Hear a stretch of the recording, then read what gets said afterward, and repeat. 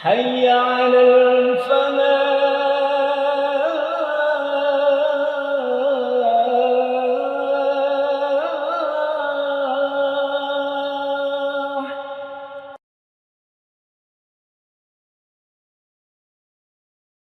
Bismillahirrahmanirrahim. Assalamualaikum warahmatullahi wabarakatuh. Alhamdulillahi rabbil alamin. Wassalatu wassalamu ala imamil mursalin Sayyidina Muhammadin wa ala alihi wa ashabihi ajma'in, amma ba'd. Subhanaka la ilma lana illa ma 'allamtana innaka antal alimul hakim.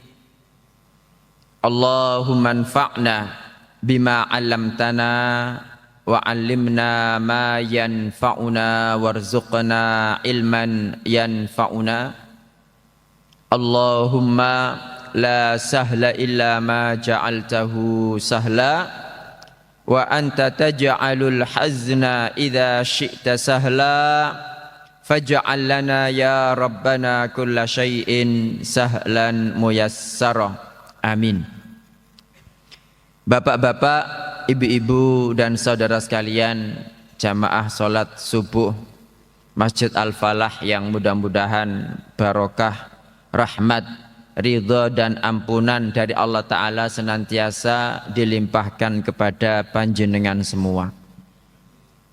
Pagi hari ini kita akan membahas hadis nomor 24 dari kitab Arba'in Nawawi, Bapak Ibu. Hadisnya agak lumayan panjang, tetapi yang menjadi poin penting pada satu potongan hadis ini adalah kita sebagai hamba itu kadang-kadang sudah berbuat baik sedikit, itu sudah merasa berhak mendapatkan ampunan dari Allah Subhanahu wa Ta'ala. Padahal kalau kita melihat Nabi Yunus alaihi salam, Nabi Yunus itu kan seorang nabi, Bapak Ibu nggih. Seorang nabi maksum. Kemudian beliau berdakwah, cuma pas kebetulan Allah menjadikan beliau yang terpilih untuk ditelan ikan paus. Itu bagaimana coba doa beliau? La ilaha illa anta subhanaka inni kuntu minadh dhalimin. Yang zalim itu siapa lah kita sih? Cuma Nabi Yunus di sini, Bapak Ibu, beliau itu tidak kalau bahasa kita itu tidak memaju-majukan ketaatan yang beliau lakukan, tapi lebih memilih mendekat kepada Allah Ta'ala dengan kekurangan-kekurangan yang beliau miliki, padahal beliau seorang nabi. Jadi beliau mengatakan la ilaha illa anta subhanaka inni kuntu minadh dhalimin. Nah, sebagian kita Bapak Ibu sudah sholat berjamaah di masjid 1 bulan, sudah berinfak sekian dan sekian, itu sudah menganggap sangat berhak untuk masuk surga tanpa azab, tanpa hisab. Makanya Abdullah bin Mas'ud atau Abdullah bin Abbas itu mengatakan, Bapak Ibu, bahwa kebaikan itu belum sempurna sampai diiringi 3 perkara. Jadi kalau panjenengan mengerjakan kebaikan itu belum sempurna, Pak, sampai kita mengerjakan 3 perkara. Pertama, segerakan. Ya, jadi kalau panjenengan berniat untuk melakukan kebaikan, jangan ditunda-tunda, tapi segera laksanakan. Yang kedua adalah dirahasiakan, sehingga kelihatan bahwa kita mengerjakannya hanya untuk Allah Subhanahu wa Ta'ala. Dan yang ketiga yang berkaitan dengan masalah kita adalah dianggap kecil.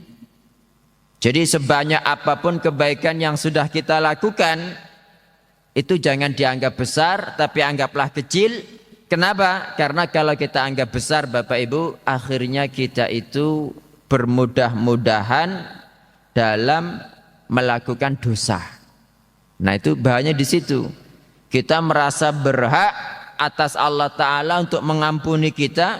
Kita merasa berhak atas Allah Ta'ala untuk memasukkan kita ke dalam surga. Ya memang mudah-mudahan seperti itu.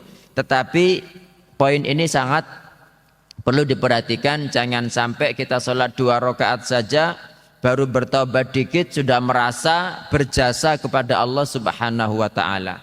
Padahal dalam hadits qudsi ini yang diantara potongannya Allah Ta'ala berfirman, ya ibadi, wahai hamba-hambaku, lau anna awwalakum wa akhirakum, andaikan yang mulai pertama dari kalian, wa akhirakum sampai terakhir, wa insakum wa jinnakum, dan andaikan seluruh bangsa manusia dari kalian dan bangsa jin, kanu ala atqa qalbi rajulin wahidin minkum, mereka itu semuanya berada dalam satu hati orang yang paling bertakwa dari kalian. Kata Allah Ta'ala, ma zadzalika fi mulki syai'a, itu enggak nambah kekuasaanku sedikit pun. Nah itu Bapak Ibu. Jadi jangan sampai kita menganggap bahwa Allah itu butuh ibadah kita, Allah itu ketika menciptakan kita butuh pelayanan kita. Tidak. Allah itu hanya butuh tauhid. Wa ma khalaqtul jinna wal insa illa liya'budun ma uridu minhum mir rizqin wa ma uridu ayyut'imun. Ya. Jadi Allah itu tidak mengharapkan dari kita rezeki, juga tidak mengharapkan kita memberi Allah makan, ya. Cuma agar kita beribadah secara tauhid, dan andaikan kita semua beribadah kepada Allah Ta'ala, itu tidak menambahkan sedikit pun kepada Allah kekuasaannya. Oke, jadi hadisnya seperti ini. Dari Abu Dzar radhiyallahu anhu, dia berkata, Rasulullah sallallahu alaihi wasallam bersabda, Allah Subhanahu wa Ta'ala berfirman. Jadi ini adalah hadis qudsi. Hadis qudsi itu adalah hadis yang Nabi Muhammad sallallahu alaihi wasallam meriwayatkannya dari Allah Subhanahu wa Ta'ala. Bedanya hadis qudsi dengan Al-Qur'an, Bapak Ibu, kalau Al-Qur'an itu makna dan lafaz dari Allah Subhanahu wa Ta'ala. Kemudian sanadnya mutawatir, ya, diturunkan melalui malaikat Jibril. Kalau hadis qudsi tidak. Hadis qudsi itu lafadznya dari Nabi, maknanya dari Allah Subhanahu wa Ta'ala. Kemudian tidak melalui perantara malaikat Jibril, sanadnya juga tidak harus mutawatir, kemudian tidak dijadikan ibadah di dalam sholat. Itu hadis qudsi. Kalau ada yang bertanya, loh kan sudah ada Al-Quran, kenapa kok ada hadis qudsi segala? Gimana Pak, Bu jawabnya? Kalau panjenengan berhadapan dengan orang yang agak ngeyel begitu, terus bertanya, kan sudah ada Al-Quran, kenapa kok ada hadis qudsi segala? Jenengan terus pun dijawabnya. Jawabnya mudah saja. Nah kalau Allah menghendaki demikian, kapelapo sampean, kan begitu. Karena untuk perbuatan-perbuatan Allah Ta'ala, Bapak Ibu, kita tidak boleh bertanya kenapa Allah menciptakan ini, kenapa Allah melakukan itu, ya, kecuali kalau memang untuk menambah iman, ya bertanya tidak apa-apa. Seperti Nabi Ibrahim, Rabbi arini kaifa tuhyil mauta, wahai Robku, tolong perlihatkan kepadaku dos pundi se panjenengan menghidupkan orang mati itu. Allah bertanya, awalam tu'min, kamu enggak beriman tak? Qala bala, enggak, saya beriman. Walakin liyatumainna qalbi, tapi agar hatiku semakin tumak-nina. Jadi Bapak Ibu, kita tidak boleh bertanya tentang apa-apa yang diperbuat Allah Ta'ala. Mengapa Allah Ta'ala memerintahkan kita sholat? Mengapa Allah menjadikan sholat zuhur kok 4 rakaat, subuh 2 rakaat dengan bacaan jahar, ya kan? Nah itu jawabannya ada dalam surat Al-Anbiya ayat 23. Allah mengatakan, La yus'alu amma yaf'alu wa hum yus'alun. Allah Ta'ala tidak ditanya tentang apa yang dia perbuat, sementara mereka, kita yang pasti akan ditanyai. Kelanjutan hadis itu Allah Ta'ala berfirman, ya ibadi, wahai hamba-hambaku, inni haramtu dzulma ala nafsi wa ja'altuhu bainakum muharraman fala tadzalamu. Hei hamba-hambaku, sesungguhnya aku Allah mengharamkan kedzaliman atas diriku, dan aku menjadikan kedzaliman itu di antara kalian sebagai sesuatu yang haram. Fala tadzalamu, maka janganlah kalian saling mendolimi. Mendolimi Bapak Ibu yang terjadi di antara Bani Adam itu pada masalah harta, pada masalah kehormatan, pada masalah darah. Hati-hati sampean, nggih. Karena kezaliman itu Bapak Ibu dzulumatun yaumal qiyamah, kegelapan pada hari kiamat. Dan satu-satunya dosa yang azabnya disegerakan Allah Ta'ala di dunia, di samping kezaliman, adalah memutus rahim. Jangan pernah berbuat zalim, Pak. Nabi SAW dalam hadis lain itu mengatakan, ma min dzambin ajdaru an yu'ajjilallahu li sahibihil uqubata fid dunya ma'ama yattakhiru lahu fil akhirah minal baghyi wa qati'atir rahim, atau kama qala sallallahu alaihi wasallam. Artinya tidak ada dosa yang Allah itu paling berhak menyegerakan hukuman kepada pelakunya di dunia, di samping masih ada tabungan dosa yang menunggu di akhirat, ya, daripada apa? Al-baghi, kezaliman, wa qati'atur rahim, dan mutus rahim. Bapaknya sendiri enggak diwawo, ibunya enggak diwawo, nggih, Idul Fitri enggak teko gitu kan. Pamannya sendiri enggak diwawo, saudaranya sendiri enggak diwawo. Itu Pak, kata Nabi sallallahu alaihi wasallam, azabnya cepat dia dapat di dunia. Nah, ini menjadikan kita harus introspeksi. Kadang-kadang kita itu kok sial terus, ndak enak terus, sengsara terus uripe. Sampean lihat, jangan-jangan sampean mbek bapak sampean ndak wawo. Jangan-jangan sampean mbek ibu sampean bentak terus, ya kan? Jangan-jangan sampean sudah tahu atau ndak mau tahu saudaranya kelaparan, aju tak aju, kan begitu Bapak Ibu. Itu bagian daripada ini. Udah, kita lanjutkan. Intinya Allah mengharamkan kezaliman. Allah melanjutkan Bapak Ibu, ya ibadi kullukum dhalun, hai hamba-hambaku, kalian semua tersesat. Dhal, sesat. Illa man hadaituhu, kecuali yang aku beri hidayah, kata Allah Ta'ala.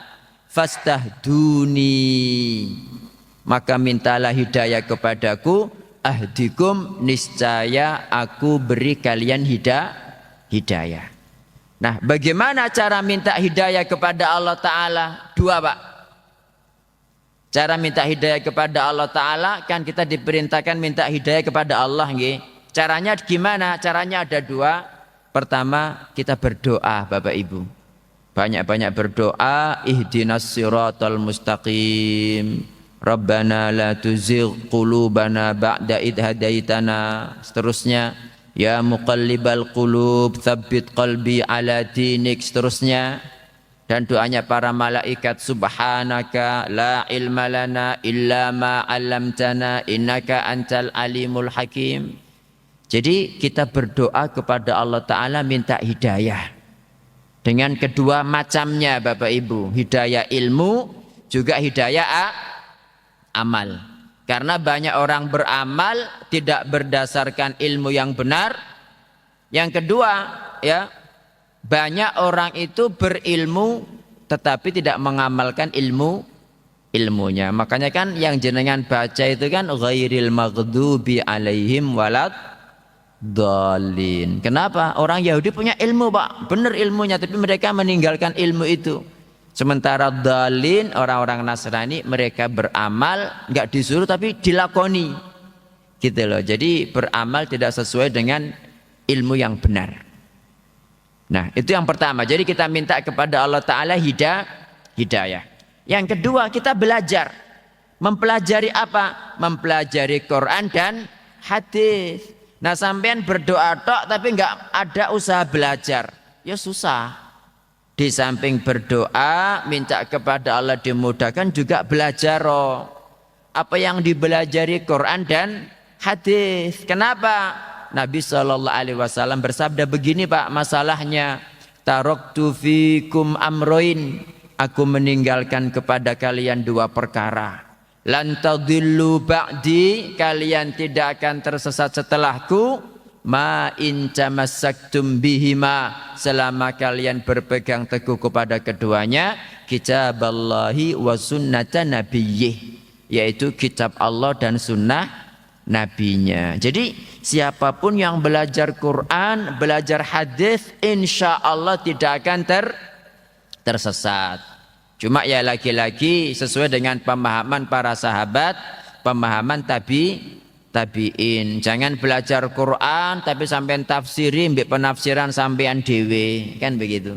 Jangan belajar hadis padahal sampean ndak ngerti bahasa Arab, ditafsiri karepe dhewe. Nah, ini enggak benar, Pak. Yang enggak benar bukan Qurannya, bukan hadisnya, tapi penafsiran kita itu loh. Karena yang paling ngerti dengan Quran dan hadis adalah para sahabat. Jadi itu cara kita minta hidayah.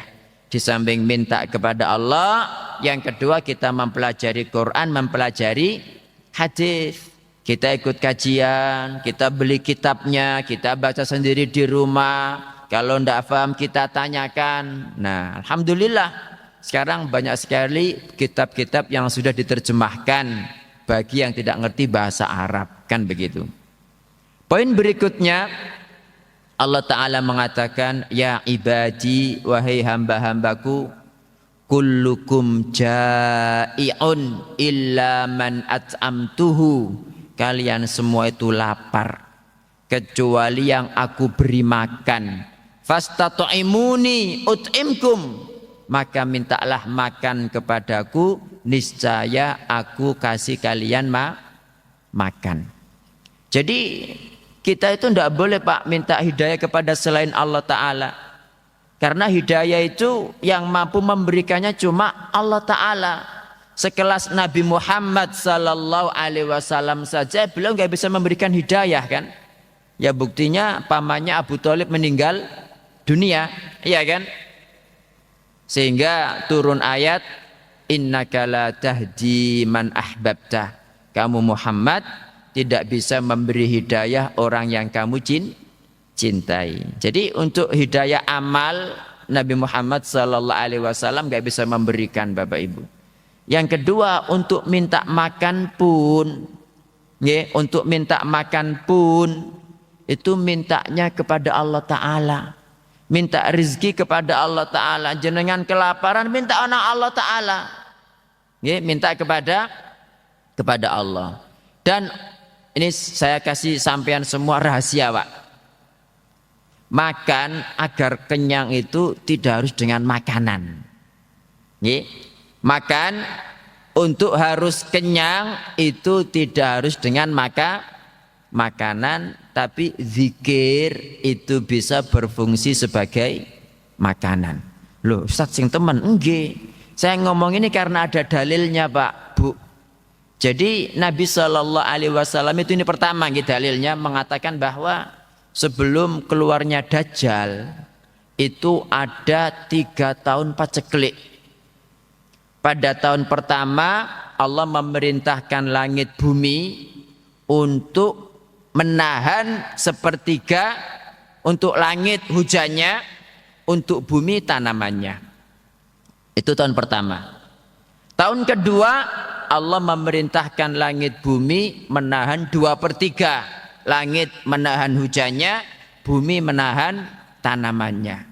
Pada tahun ketiga Bapak Ibu, itu langit gak menurunkan hujan belas, bumi gak menurunkan makanan, gak mengeluarkan makanan belas. Terus ada seorang sahabat yang bertanya, terus orang-orang saat itu nopo makannya wahai Rasul? Beliau menjawab, tahlil, tasbih, takbir. Itu subhanallah, walhamdulillah, wala ilaha illallah, wallahu akbar. Itu makanan mereka, Pak. Jadi itu cukup untuk hidup. Bayangkan, tidak ada makan, tidak ada minum. Itu. Makanya zikir itu memperkuat, Masya Allah. Zikir pagi petang, Masya Allah, amalkan terus. Okay?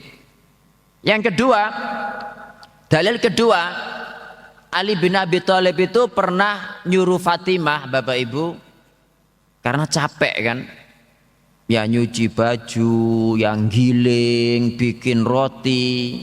Panjenengan lah sekarang mau beli roti tinggal nang Indomaret tuku sari roti, ya kan? Ini Fatimah putri Rasulullah Sallallahu Alaihi Wasallam tuh mulai deplok sampai giling sampai jadi roti itu, makanya tangannya kasar gitu.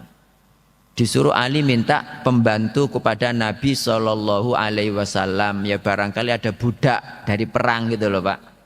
Tapi sama Nabi nggak dikasih. Beliau mengatakan, gimana kamu tak kasih sementara anak-anak kaum muslimin kelaparan gitu. Terus diajari setiap mau tidur, ya baca subhanallah 33 kali, alhamdulillah 33 kali, Allahu Akbar 34 kali. Enggak pakai la ilaha illallah, tapi Allahu Akbar 34 kali. Kata Nabi Sallallahu Alaihi Wasallam itu jauh lebih baik daripada pembantu. Dalil yang ketiga Bapak Ibu, Nabi itu pernah bertanya, kalian tahu enggak kota yang sebagiannya di daratan, sebagiannya di lautan? Panjenengan tahu mboten itu kota apa? Halo? Itu kota Konstantinopel. Makanya kalau sesuai hadis ini, wallahu taala a'lam, Istanbul itu Pak, itu nanti direbut lagi sama orang-orang Nasrani. Jadi kota yang sebagiannya di lautan, sebagiannya di daratan. Itu nanti dikuasai orang-orang Nasrani, kemudian ditaklukkan kembali sama orang Islam, dan menaklukkannya bukan dengan senjata, bukan dengan perang, tapi dengan takbir dan tahlil. La ilaha illallah, piar gitu. La ilaha illallah, hancur. Nah, setelah hancur mereka ngambil ghanimah. Apa itu ghanimah? Rampasan perang. Tiba-tiba setan bilang, "Hei, Dajjal wis metu." Tapi itu bohong. Karena setan ngomong begitu, mereka langsung kembali pulang ke keluarganya, Pak. Karena khawatir keluarganya ikut Dajjal. Tapi itu bohong tadi itu. Itu ceritanya hadis-hadis tentang tanda-tanda kiamat. Dan hadisnya sahih. Gitu loh. Jadi kita minta makan itu kalau misalkan kondisi kepepet ya, yang nggak punya apa-apa, perbanyak zikir, Pak. Karena zikir itu adalah juga makanan. Yang berikutnya, Allah Subhanahu wa taala berfirman, ya ibadi kullukum arin, wahai hamba-hambaku kalian semua itu tidak berpakaian.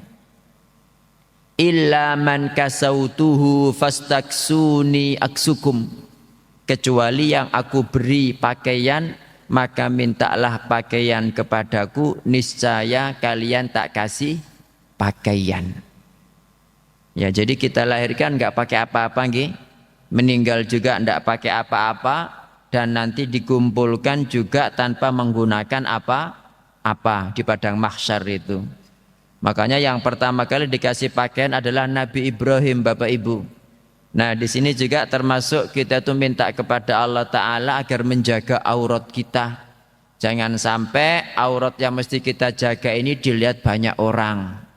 Ya kecuali istri ya kan tidak menjadi masalah. Illa ala azwajikum aw ma malakat aimanukum fa innahum ghairu malumin, kecuali atas istri-istrinya, budak-budaknya, maka mereka tidak dicela. Nggih, sampun gini berarti nggih. Iya, nanti insya Allah kita lanjutkan Bapak Ibu kelanjutannya pada pertemuan akan datang ya, hadis nomor 24. Ya coba nanti panjenengan lihat kembali di kitab Arba'in Nawawi hadis qudsi riwayat Abu Dzar radhiyallahu an. Mudah-mudahan bermanfaat. Jazakumullahu khairan atas perhatian dan hadirnya Bapak Ibu. Mudah-mudahan yang kita dengar bersama ini ada pertanyaan, tidak ada? Sudah mau ditutup kok pertanyaan. Nggih. Mudah-mudahan yang kita dengar bersama Bapak Ibu mendatangkan barokah dan manfaat. Ya tentunya pertama kali buat saya sendiri, kemudian buat kita semuanya. Matur nuwun. Subhanakallahumma wa bihamdika asyhadu an la ilaha illa anta astaghfiruka wa atubu ilaik. Wassalamu alaikum warahmatullahi wabarakatuh.